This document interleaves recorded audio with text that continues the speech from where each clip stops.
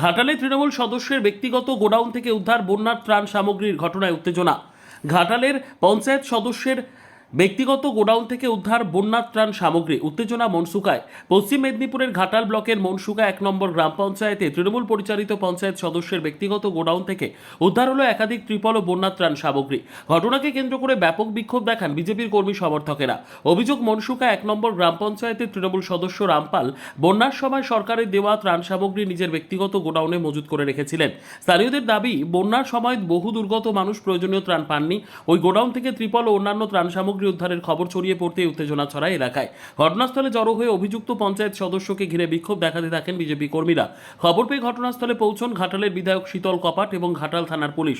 অভিযুক্ত তৃণমূল সদস্য রামপালের দাবি, অঞ্চল কমিটির নির্দেশে তিনি ওই সামগ্রী নিজের গোডাউনে রেখেছিলেন। রামপালকে ঘাটাল থানার পুলিশ আটক করে ঘাটাল থানায় নিয়ে যায়।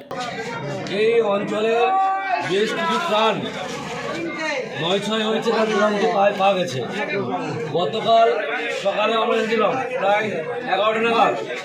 ওখানে আমরা দেখলাম অঞ্চলের নিচে যে শ্মশান লোন থাকে, সংঘ যেটা বলছে লোন লেনদেন করেছে মায়া আদর মহাশয়া, সেই এলাকায় অনেক ফাইল 9 হয়েছে।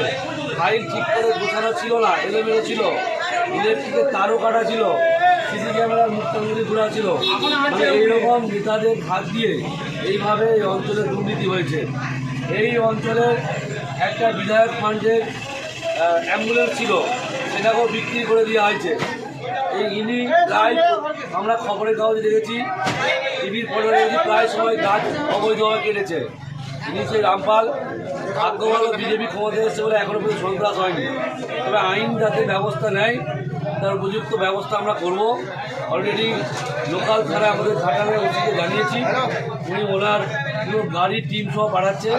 এই ধরনের অনেক নেতা যুক্ত আছেন, এইসব মালপত্র রাখতে বলেছেন, কিন্তু সাজন চৌধুরী সহ আরও অনেকেই, এমনকি প্রধানও নাকি যুক্ত আছে।